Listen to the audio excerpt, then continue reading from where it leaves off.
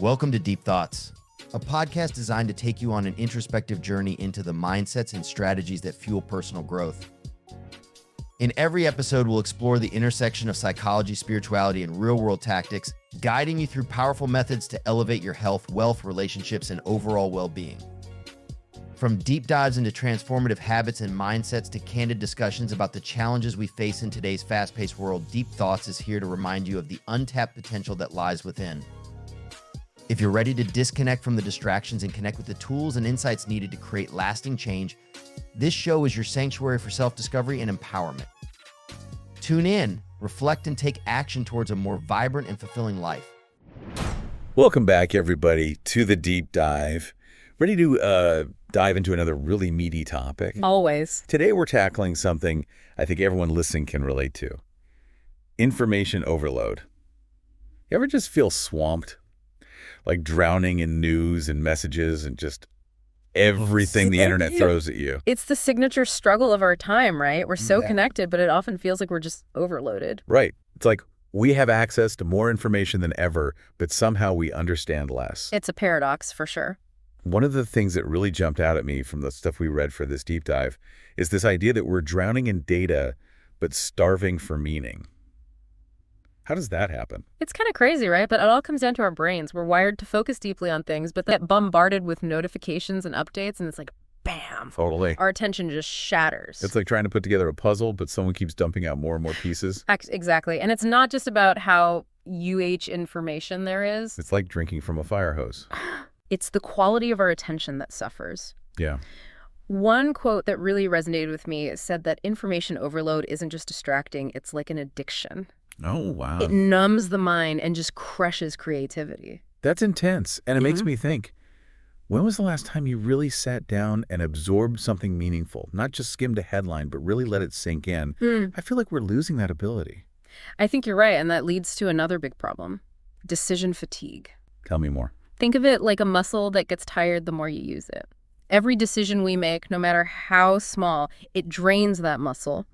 So if you're constantly bombarded with choices, what to read, what to click, what to respond to, it's exhausting. So basically all this information, all this choice, it's actually wearing us down rather than helping us. Yeah, and then the decisions we do make, they're not as good. Right. You just run out of steam. And multitasking, that myth that we can do it all at once, forget about it. I used to think I was a master multitasker. Like the more things I could juggle, the better. Huh. I think we all did at some point. So what's the reality? The research actually shows that multitasking makes us sound less productive.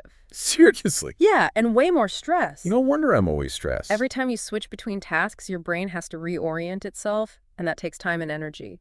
Yeah, okay, so if juggling is so bad for us, what can we do about it? One of the most powerful tools I've found is mindfulness. Mindfulness. That's a word that gets thrown around a lot. But what does it actually mean when we're talking about this information tidal wave?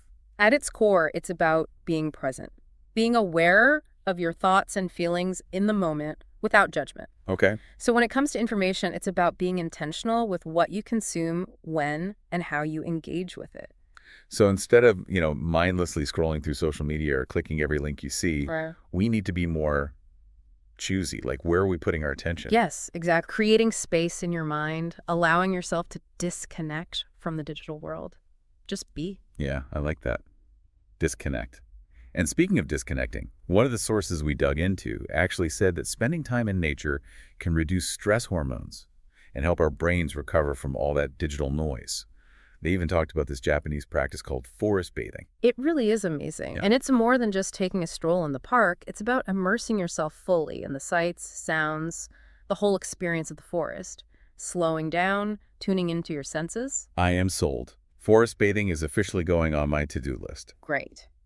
But even if we can't escape to the woods every day, it seems like prioritizing that disconnection, even just for short periods, is really crucial for our well-being. Like, those digital detoxes aren't just a trend, they're actually important. Absolutely. Our brains need that downtime to rest and recharge.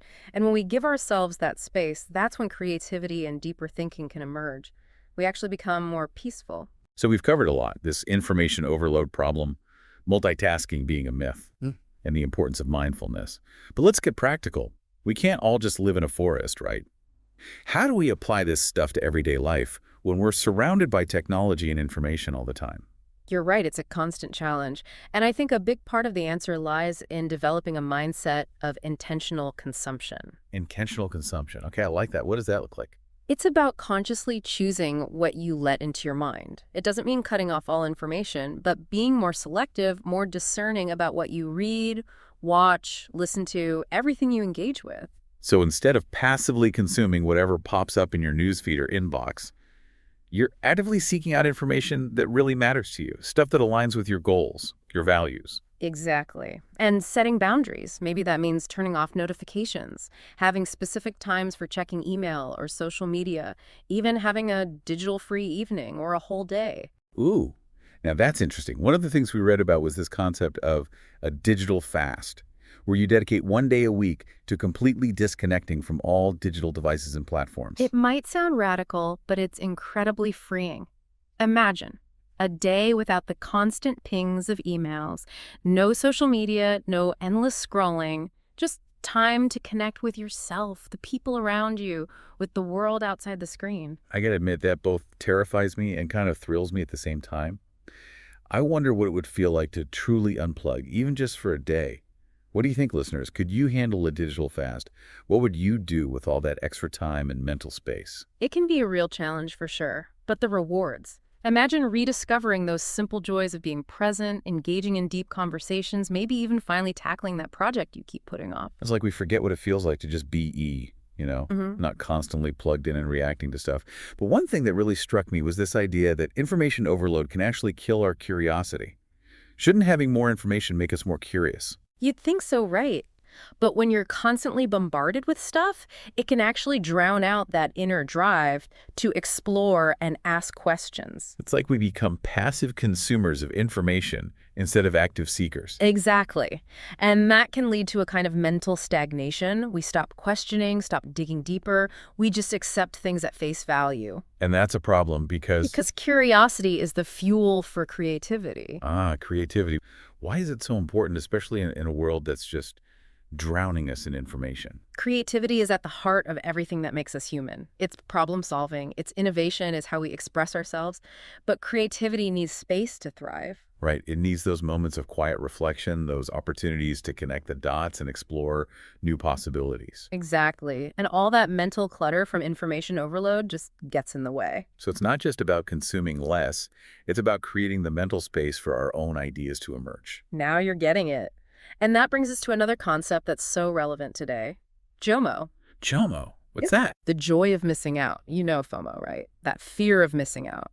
Well, JOMO is the opposite. It's about embracing the freedom that comes from disconnecting. So it's like saying, I'm choosing to miss this thing because I want to prioritize something else that's more important to me. Exactly. It's about recognizing that your time and attention are precious resources. You get to decide how you spend them. I love that. And it ties in so well with everything we've been talking about.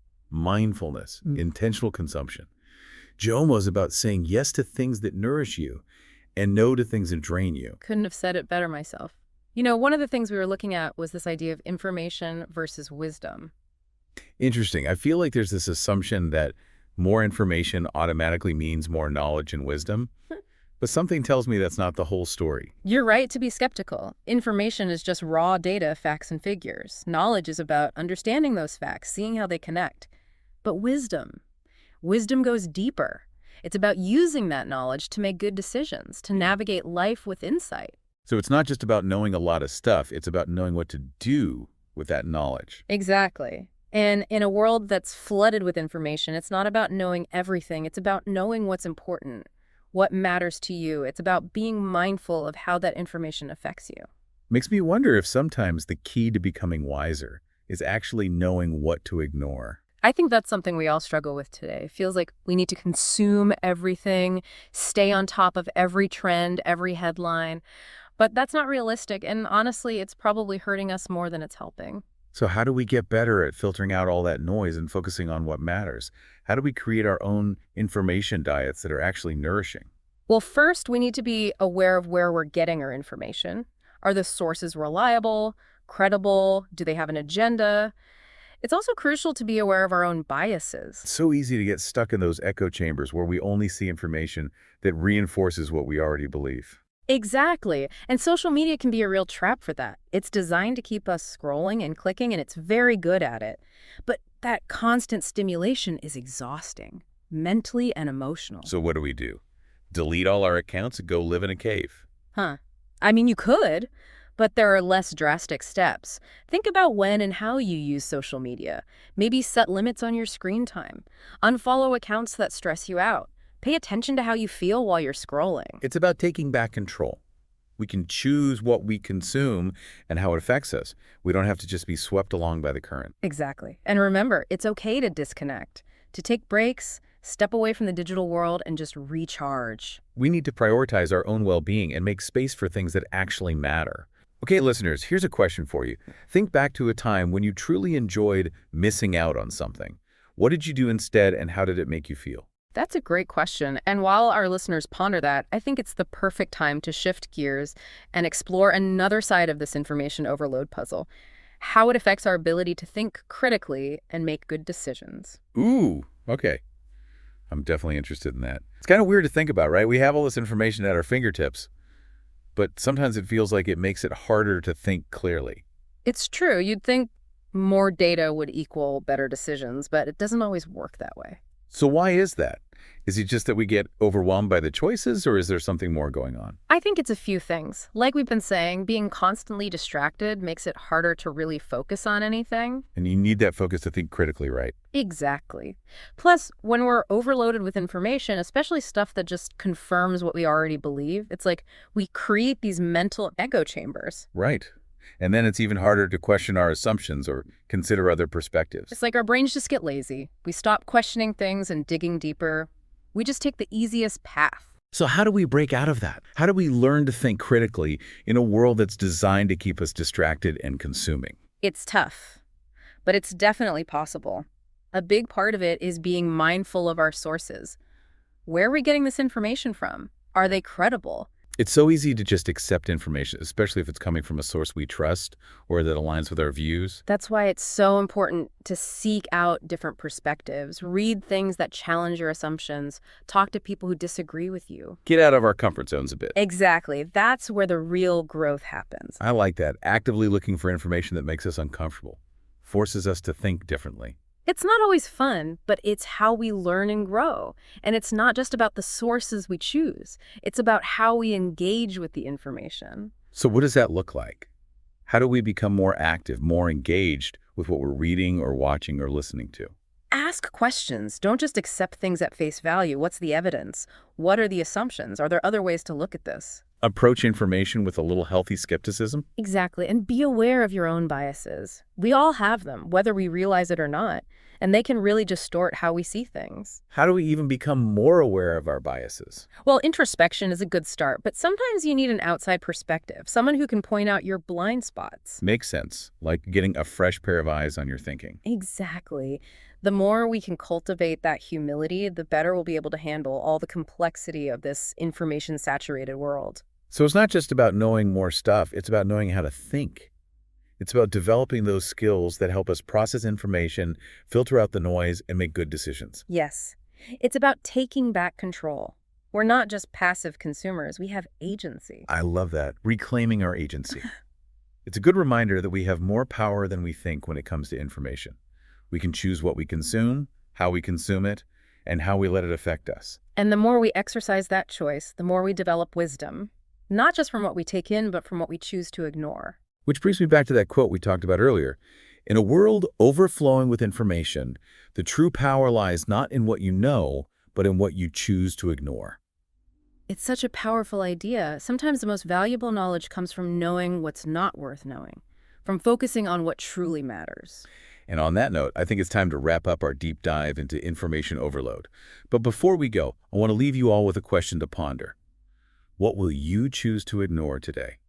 What distractions, what noise, what information can you let go of to create space for the things that truly matter to you?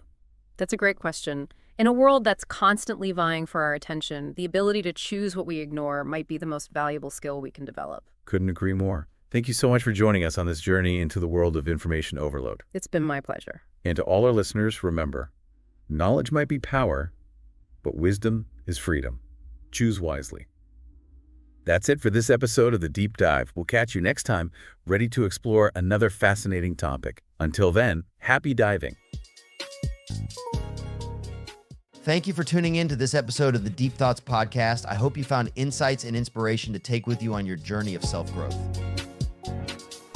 If you enjoyed the show, be sure to hit the subscribe button so you never miss an episode. And don't forget to follow us on social media to stay updated on new releases and exclusive content.